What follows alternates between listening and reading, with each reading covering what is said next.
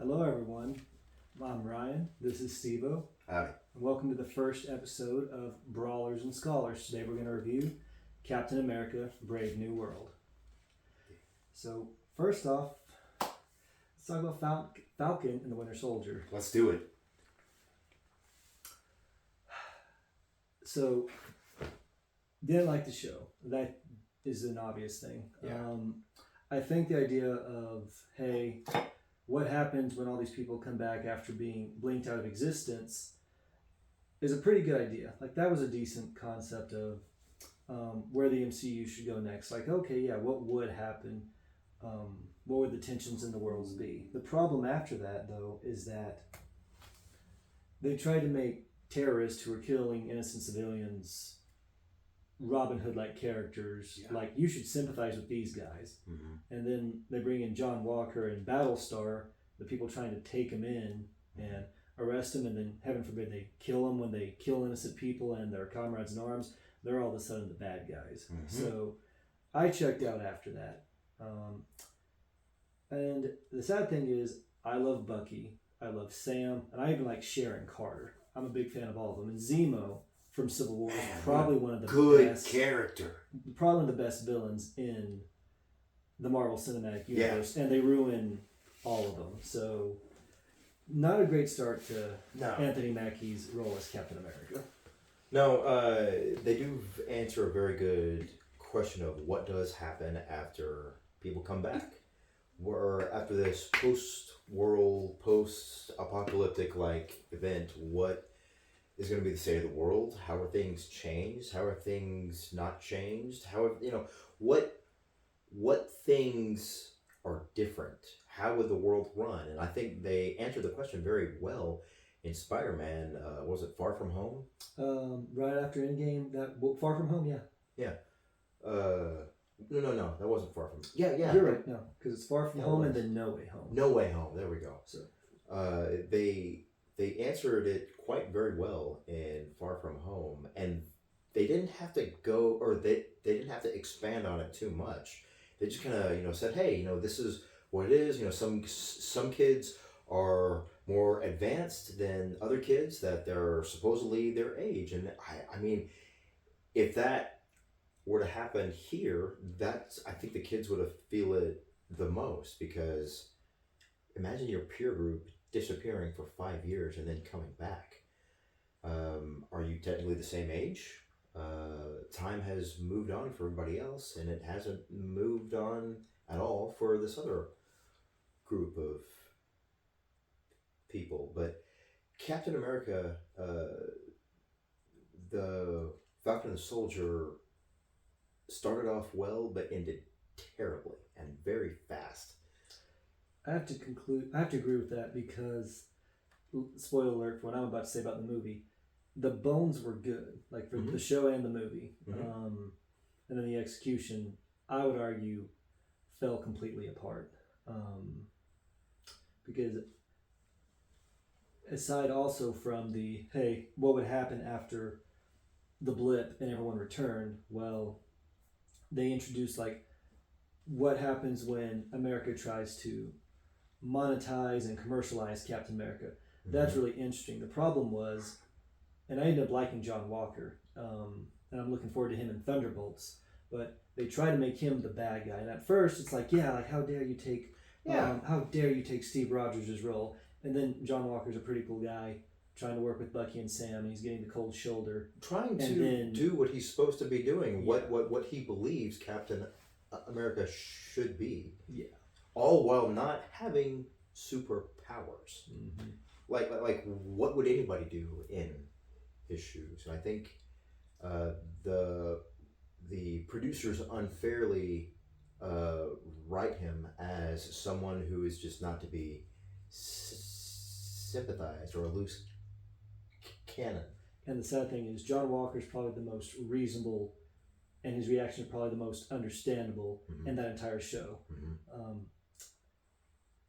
So, yeah, I don't understand why Sam and Bucky go, oh, you killed an enemy combatant who just murdered your friend after they blew up a building of civilians. You can't be Captain America anymore. Yeah, like Sam and Bucky have any room to talk about that.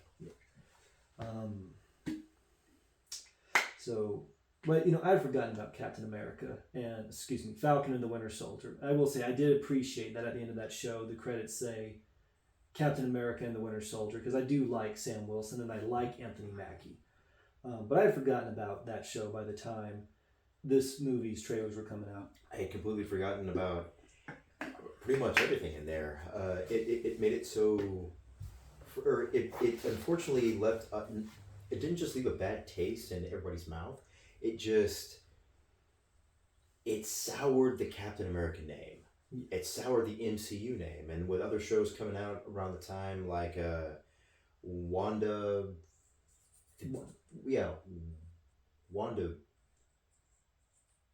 or the Wanda show. WandaVision. Yeah. It started off really cool and mysterious.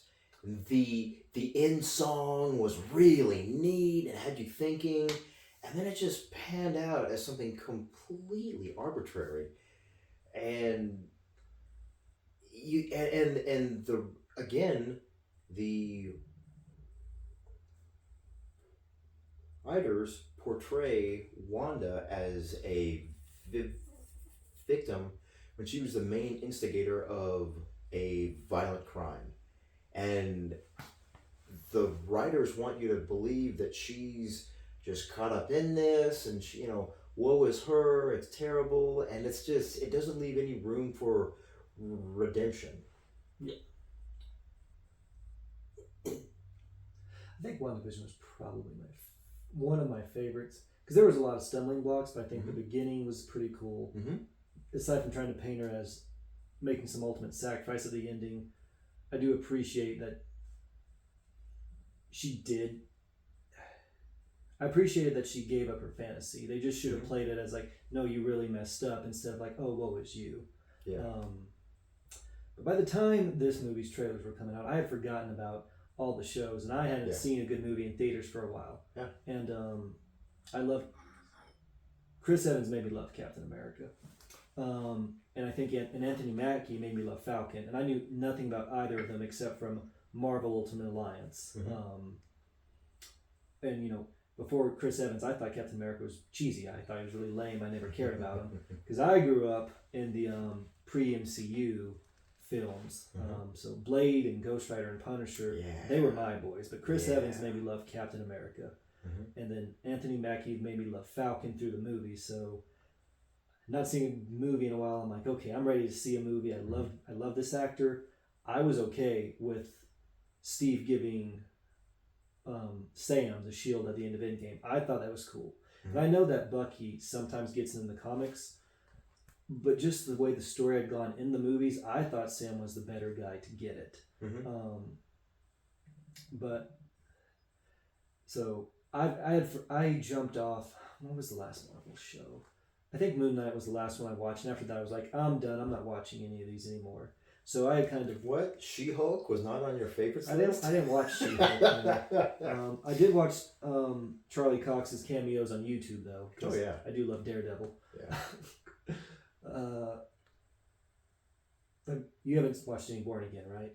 No, I haven't yet. So far, we'll see. I'm optimistic. But it's not as good than the first 3 episodes. But anyway, back to Brave New World.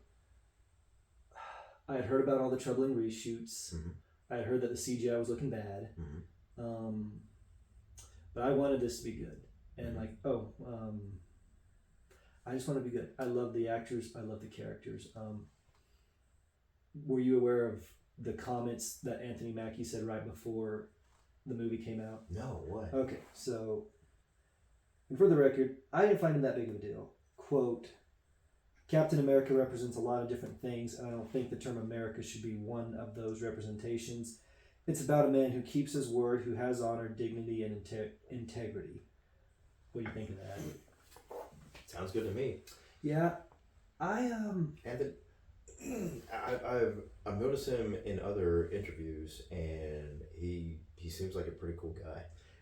In the behind the scenes stuff, because I love behind the scenes stuff for Marvel movies from Endgame on back, and he seems like a genuinely cool guy, and I've loved him in every role I've ever seen him in, even his like small roles in $1 Million Baby, where he's like just one of the boxers in the gym. I think I would have preferred something like, and this is just me. Hey, Captain America is supposed to represent the best of America. Okay. But I do agree with That's Anthony Mackie. Like, hey, he is more than just a country. Mhm. And Chris Evans said something similar. And, a big Anthony Mackie said that, and people got mad at him, and then other people tried to say, well, Chris Evans said, where'd it go? And they're like, well, Chris Evans said this, quote, I'm not trying to get lost in the America side of this. This isn't a flag-waving movie. It is red, white, and blue, but it just so happens that the character was created in America during wartime, when there was a common enemy, even though it is Captain America. I've said it before in interviews, I feel like he should just be called Captain Good. Your thoughts? Captain Good doesn't really roll off your tongue. I agree. But Captain I Good? do, Is he like a cereal brand like Captain Crunch? well, I disagree that I think they're kind of minimizing the America part, but at the same time, I do agree with their argument. Like, Captain America is not just a hero for America. Kind of like, I do think whether it's Steve Rogers, Sam Wilson, or Bucky Barnes, Captain America is supposed to represent what America does best. Yeah. But at the same time, he is a hero for the world. It's not like he's exclusively known. He's an American, so he's only for Americans. And I think that's what they were trying to communicate. So I wasn't neither of the comments from Chris, because Chris's comments came before, like, that was around, I think, Captain America First Avenger time, and then obviously Anthony Mackie's were before this movie. Neither of them upset me for a few reasons. One, I kind of understood, I think, where they were coming from, even though I may have said it differently. But two, if my actors make good movies, I really don't care what their political beliefs is. I know Chris Evans is a pretty left-leaning dude. Like Chris I am Evans very told you to much vote for not a left. Biden, so I'm very it's much like, I not a don't left-leaning dude. really so, pay attention to what yeah. he says outside the films. Yeah, like, he lifted me in here. I mean, Yeah. he entertains me. Oh yeah. That's all I He's- need He's from him. absolutely a fantastic Captain America, and I wish the MCU would have chronicled how we put the stones back into place. Yeah, Like, there's been so many good ideas about pitched about him traveling back and doing all these neat things, and I'd watch that Disney Plus. man, show. I would have watched that. Sure, heck Yeah. yeah, man. But so Captain America, Brave New World, like what kind of alarmed you about it? What was the good, the bad, and the ugly? It was the news of the reshoots that made me go, man, this worries me, because again, I wanted that movie to win. Like, a very high bar was set by the Chris Evans movies. I don't think there's a single bad one out of his three. And honestly, I would argue any Marvel movie Chris Evans, Captain America appeared in wasn't bad. You bring up a very good point. Iron Man 1, great. Iron Man 2, not so great. Iron Man moderately 3, good. Oh, yeah. I just can't wait to review absolute Iron Man trash. 3. Okay, so I don't think a lot of people agree with us, but I didn't know we agreed on that. So Really? I can't What's up, stand man? Iron Man Yeah. 3. Yeah. Get that fake It man had out the of here. potential for so much good, and just Mhm. it should be called Tony Stark Part 1, because that's Tony what it Stark was. rises. Iron Man shows up at the very end. Yep. Awesome. I'm glad we have that. Stay tuned for the Iron Man trilogy review. Right. Yeah. Okay, so yeah, you bring up a very good point. Captain America 1, 2 was amazing. Oh my gosh. 2 is peak. That was just amazing. Yeah, and 3, Civil War, was just. So what about those films stood out? Okay. The writing, So obviously. maybe it's because I saw him. Yes, definitely. For me though, maybe it's because I saw him when I was older, Mhm. and I still love my anti-heroes.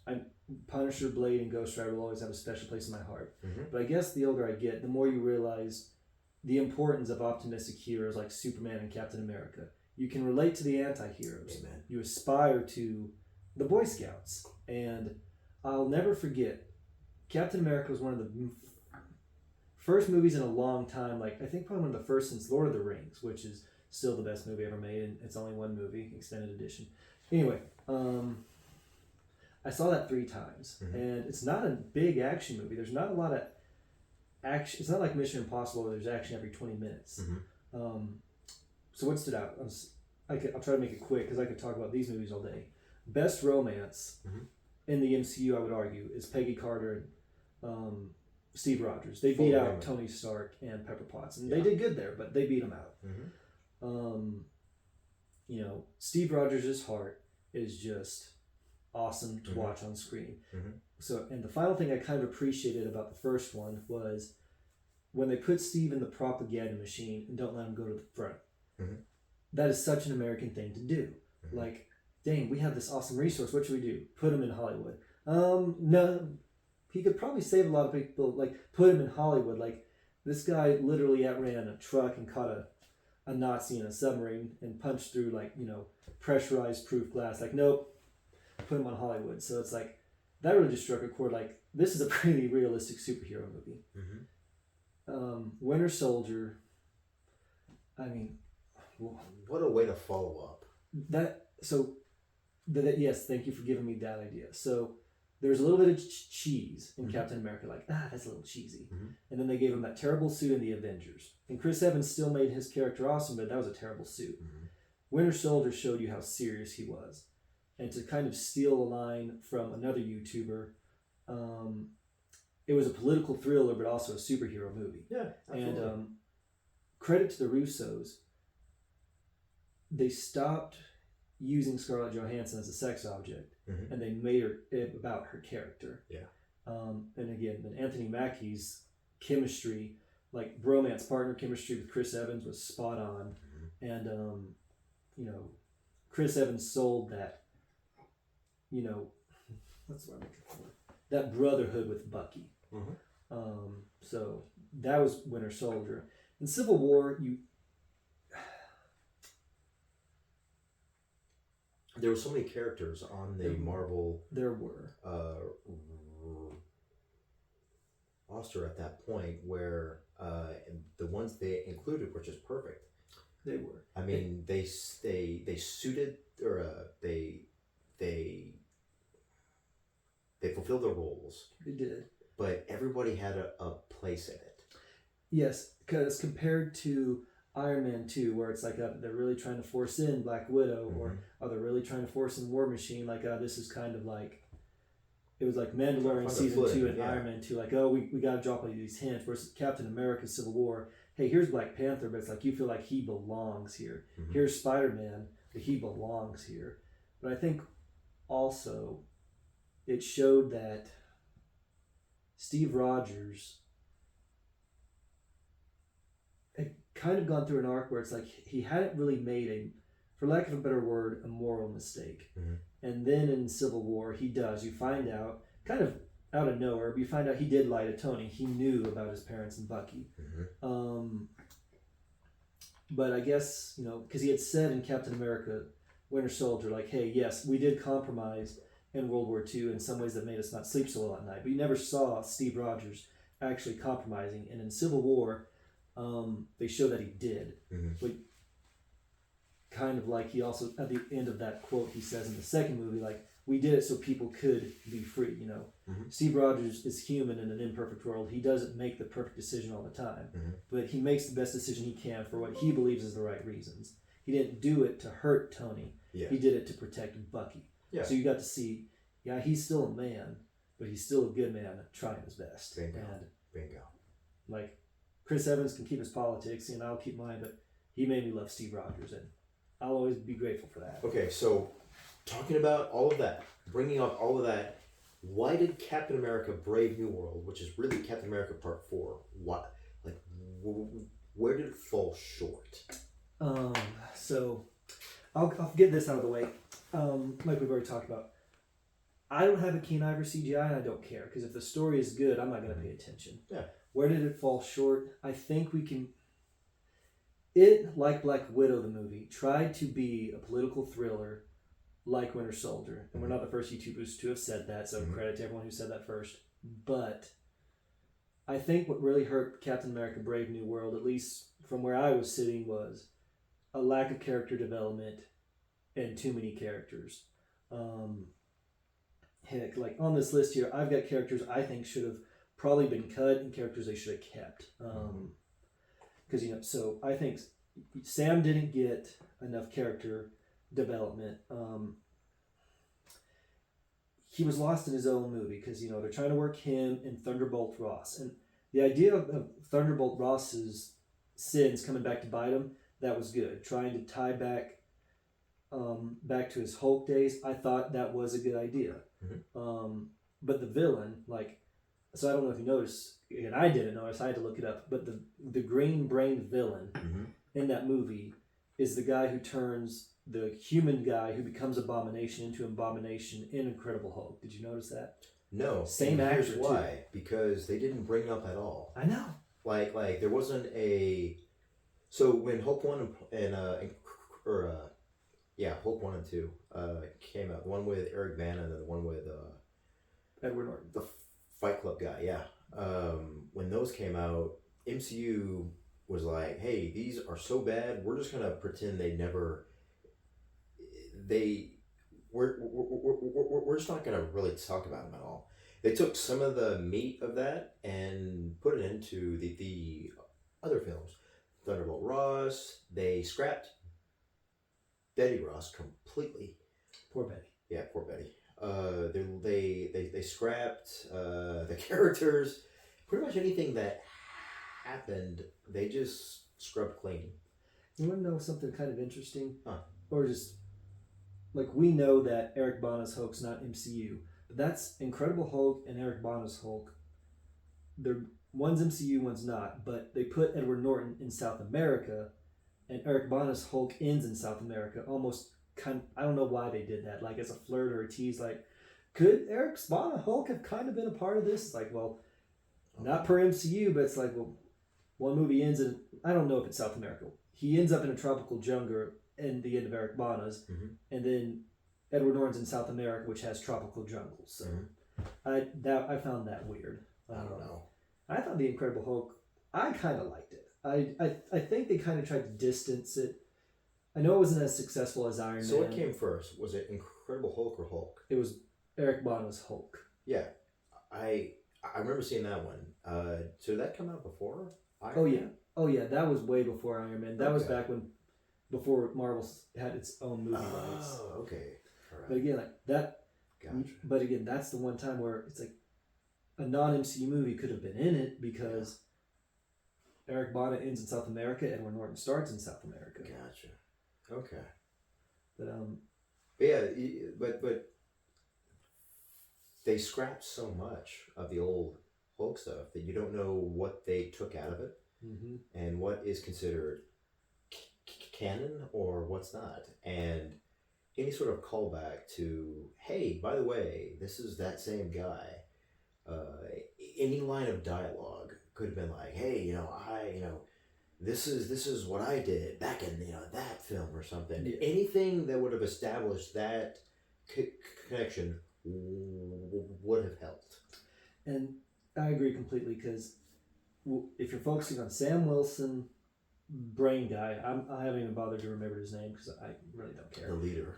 The green brain guy and Thunderbolt Ross, they all needed character development. And for the two people from The Incredible Hulk, they really needed to be these were these guys. Yeah. I mean, I don't blame that they changed the actor. I'm sure that's something they couldn't control from, I can't believe I forgot his name, but the guy who was actually in Incredible Hulk and some Avengers movies, Harrison Ford. They probably couldn't change. William Hurt. Yeah. They probably couldn't help that, so I get it. But yeah, they really needed to focus on them. Bucky's sidekick, Falcon, Joaquin Torres. Do you remember him being in Falcon and the Winter Soldier? Not even a little bit. So I didn't either, but I looked it up when I was writing my notes, and apparently he was. And what episode? I think he was a recurring character, honestly. Yikes. So here's my thing. He shouldn't have been in the movie. I would argue you can't give Anthony Mackie / Sam Wilson his first solo movie, try to tie Thunderbolt Ross and the bad guy into a previous Hulk movie, and then try to have some character arc for that sidekick. That is way too much. Yes, Sam became Captain America at the end of The Winter Soldier, or Falcon and the Winter Soldier, but that was him accepting that he is the one who needs to take up the shield. This Mhm. first movie needs to be him getting adjusted to being Captain America. Mhm. And you can't do that when you have a sidekick running around. No. The sidekick should have come in later. I will say, though, that little short Black Widow, who was Israeli, who was helping President Thunderbolt Ross, and then she kind of joins up with Cap and his sidekick. Oh, the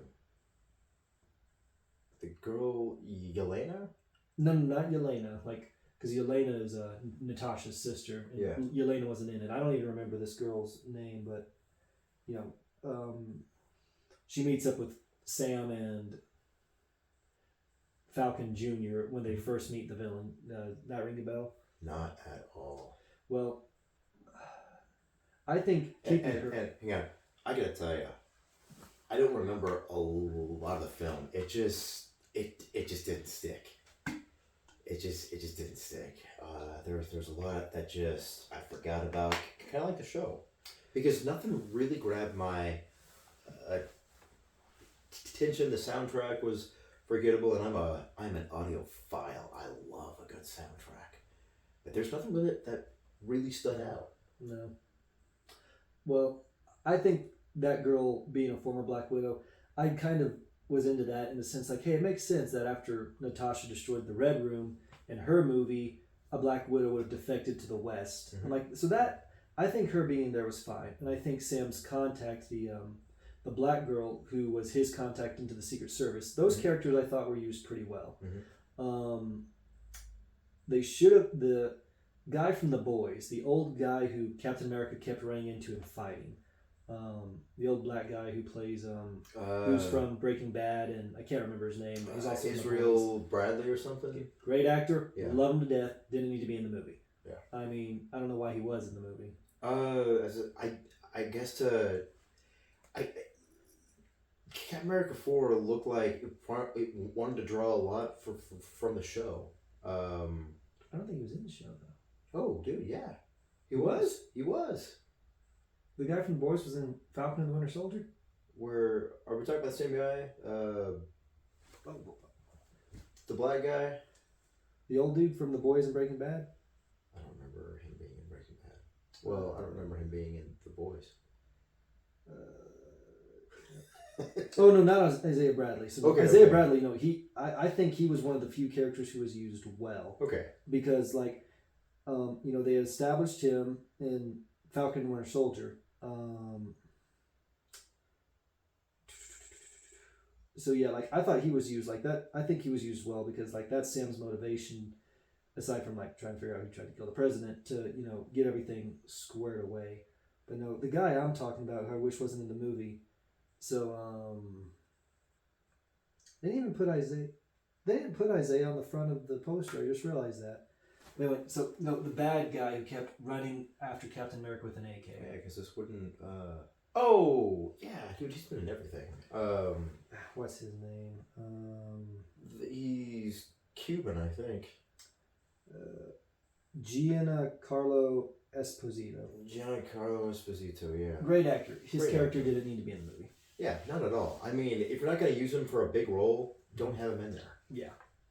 He's too good of a character. He's too good of an actor to be reduced to just this tiny role he was in. You could hire any up and coming actor to do that. Just not. I mean, he's established. Like that casting confused me. Well, that character will probably get his own spin-off show here pretty Probably. soon. But yeah, I mean, they're already. Are you serious? No. Okay. But they're already. They didn't develop the guy from Hulk, and they didn't develop Thunderbolt Ross, who turns into Red Hope. So they're essentially two antagonists. Mm-hmm. They didn't need this third guy running around just kind of causing problems. Doing his own thing, That could have been that one scene where he attacks Sam Mm-hmm. randomly. That could have been a hit squad, Yeah. and Sam could have beat up some disposable bad guys. Yeah. Yeah. The one scene I really didn't like in the film at all. When Sam is talking with some army buddies, and they're helping him out or something like that, and then the bad guy goes after them. I guess the brain guy. I don't remember if it's the brain guy or what, but they go after his contacts. Yeah, like the Navy SEALs, I think. Yeah, During and training just day. kill them. I'm like, I'm mad now. These guys were kind of in the film, and they were kind of beefing them up to be a big role, and then all of a sudden, dead. Yeah. The villains in this movie It just didn't cut it. like the writing is just kind of all over the place, and you bring up a good point in the very beginning. You know, why were there so many reshoots?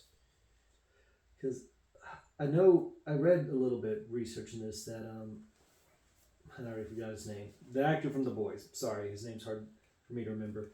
Giancarlo Esposito. So he's a part of Serpent Society, and this movie was going to be Captain America's Serpent Society. Mm-hmm. So his role was probably diminished. They ended up keeping up that they're getting adamantium from the Eternal, which I appreciate. Finally, that someone's it was acknowledged. Addressing the giant thing in the Indian Ocean. It took a while, but you know. Watching other reviewers, I have heard that they were going to try to make it very political, and then the way the recent election went kind of supposedly may have made them go, oh, never mind. I don't know if that's true, because the bones of, let's use this guy, Tiamat, I think is the Eternal, to introduce adamantium, because we have X-Men now. Again, good bones. Thunderbolt Ross is an established character. Let's have his past come back to bite him, and Sam has to fix it. Pretty good bones. Isaiah getting imprisoned to give Sam some emotional motivation. Good. I dig it. Yeah. And then it just comes down to the execution, and it just didn't need to be done.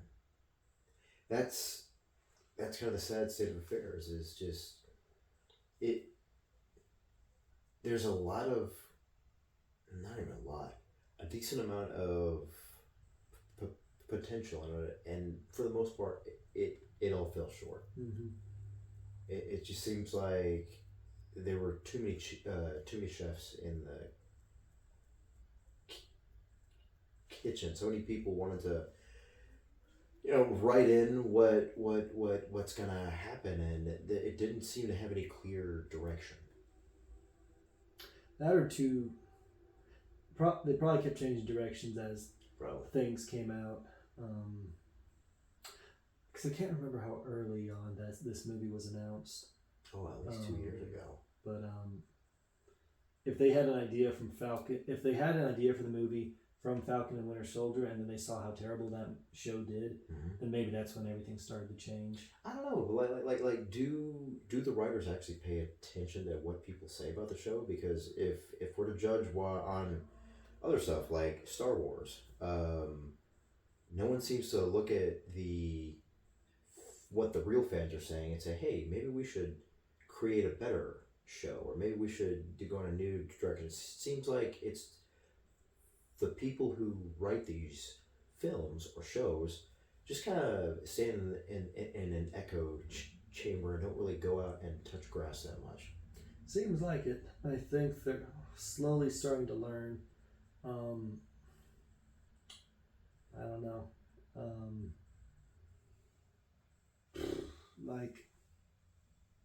I wanted this movie, and this is what I guess I can conclude my thoughts with. I wanted this movie to succeed because I love Sam Wilson.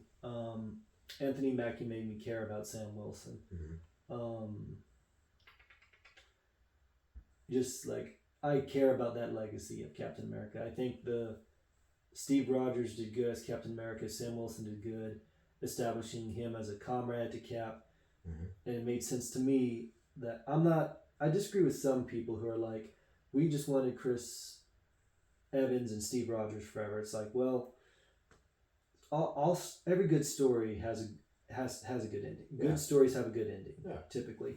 So you have to close one chapter and move on. And I thought after as much as we had seen Steve, it was time. Anthony Mackie is a great actor. He did great with it. So I was ready. Okay, yeah, let's see Sam's journey. And they definitely stumbled out of the gate. But I do want them to come back and try again with that character. I didn't. I maybe shouldn't use She-Hulk because I didn't see it. So let me think of something that I did see. I really hated, and I'm like, nah, just throwing the towel. I want to see Chris Hemsworth against Thor. The Thor Ragnarok kind of sucked. So in that instance, I don't want to see that little kid again, and I don't really need to see What was Ragnarok? Was that Jane three? Foster as Lady Thor. Oh. That was Love and Thunder. Yes. Oh, thank you, Love and Thunder. Yeah. Ragnarok's awesome. My bad. Ragnarok's great, yeah. Okay, so Jane Foster's Thor. Natalie Portman's a great actor. Uh-huh. The Jane Foster Thor needs to stay dead, I would argue. Yeah. Sam Wilson's Captain America, Anthony Mackie's turn. I don't want that to stay dead. I want them to try again, but they stumbled out of the gate. I think Brave New World tried to pitch Falcon as the new Captain America, and he's not quite Captain America yet. If this is going to be the person that's going to lead the new Avengers team, he's going to need a lot more work. Both in the development room and just in a better story. He just hasn't been given a real good time to shine. I'm not saying that he's never going to shine. It's just he needs a really good story to bring out his full characteristics of who he is, what he stands for, and how he distinguished himself against Chris Evans, Captain America. What Chris Evans Captain what made him great was everything that we've talked about. But what makes Anthony Mackie's Captain America great, it has yet to be seen. I think there's still potential for him to shine. I haven't thought about it like that, but I agree because Anthony Mackie was a great Falcon. Yeah. But that doesn't mean he's automatically a great Captain America. Bingo. And maybe had this just been the bad guy from Hulk, Thunderbolt Ross, and Anthony Mackie, like they're the three pillars. And sure, like Isaiah's in it, and this Black Widow, she's kind of in it. Sure, whatever, but like had it just focused on those things, and maybe that time to shine would have been Anthony Mackie, Sam Wilson's coming out as a shining Captain America or something. Because I agree with you. I like that actor. I like that character, but he has not earned, and not just him, the writers, the directors, they have not given Sam Wilson the chance to earn the leadership. I think he's earned the shield. I do think he's earned the shield. I didn't like the show where he took up the shield. But I mean, the shield was given to him. I think he earned the shield from pre-Endgame MCU. I think that was him earning the shield. Okay. He hasn't grown into the shield There we and go. earned the leader of the Avengers role. Gotcha. And I think that's what I think right now that they just kind of want us to assume he has it. Mm-hmm. They're talking in this movie like, hey, we need to rebuild the Avengers. And they're right, they do need to rebuild the Avengers. But Sam Wilson still needs to go that journey to earn that leadership role. Yeah. They have Sam Wilson on Disney Plus, at least last I checked, as the center of all their characters before you scroll the movies. It's like, hey, love Sam Wilson. He ain't earned that leadership role yet. Yeah. If anything, thinking about the end game, who should lead the Avengers with Tony dead and Chris Evans MIA? Thinking about it, I don't even know if I don't know. there isn't anybody. No. So it's like, and they can't just say, oh, he has the costume now, so he gets the role. It's Yeah, like, no, they can't do that. It's like a kid stepping into their dad's shoes. They're too big right now. And you bring up another good point. Who's on the MCU? Because they're trying to set up Tom Holland's Spider-Man as the next Tony Stark, and they're doing good at he's going through that journey, especially with But with everyone, but everyone has forgotten about him. I hope not. here there's that. How is he going to come back? I don't know. I think I'll say this for me. No Way Home gave enough good credit that when he comes back, I'm going to that movie at least. Yeah. Oh Um, yeah. But Definitely gonna go see Spider-Man again. but of course Sony had their hand in that, which is probably why it was a better movie. Yeah. But they have put in the work to kind of make Tom. I could buy Tom Holland's Spider-Man as the next, think tank for the next set of Avengers because they've put in the work for it.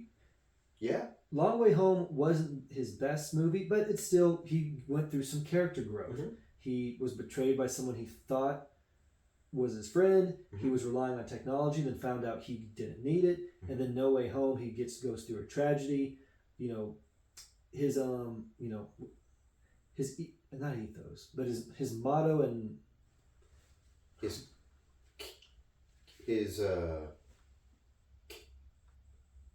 character. kind of his Ethics. his ethics were challenged. Like Mhm. with great power comes great responsibility, and don't kill your villains Yeah. was challenged as much as it could be. Mhm. And Spider-Man came out on top. Mhm. So yeah, if they're like, hey, he's the next think take Tony Stark, he's earned it. Mhm. Sam Wilson's Captain hasn't yet, No. and I want him to, but Yeah. he hasn't. I think Bucky would be a better Captain America, or at least leader, than anyone else right now. He's I seen agree with combat. He's cool under pressure. He's overcome insurmountable Yes. programming. One part I did like in Falcon and Winter, I think it was in there, is when Zemo was reading the pre-program script, trying to, or was that Civil War? He does read it in Civil War. He may have tried to do it again in the show, but I remember I'm not rewatching that show, so sorry. there was a clip I saw where he read that the daybreak, sunshine, yada yada yada, and Bucky's like, doesn't work. That wouldn't have had to have been the show because that scene's not in the movie. Okay. But yeah, I haven't rewatched the show, and I'm not going to. But a character like that has earned his stripes at that point.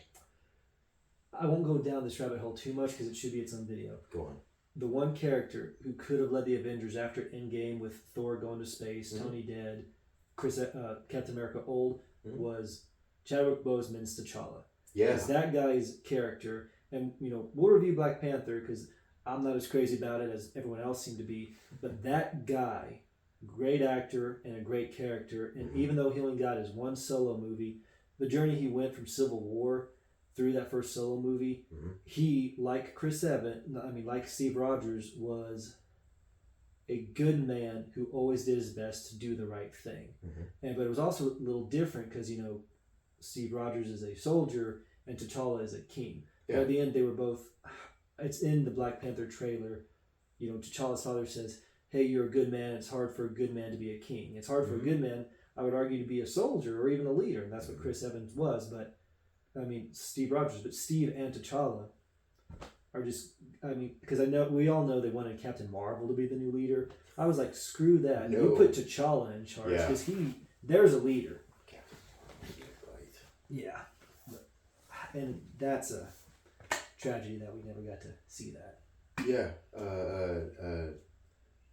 An absolute downer of a time that we didn't see it. Yeah.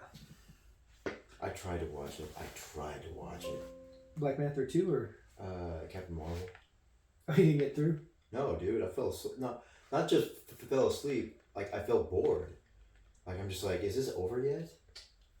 I didn't think it was terrible, but it definitely it was at I think it was very, very low, and pre-Endgame Marvel is very high. Yeah. So when I say it was very low to pre-Endgame Marvel, then that's not the worst insult, but it was pretty low. Yeah. It was pretty boring. So who's left in the MCU right now to lead the Avengers? No one.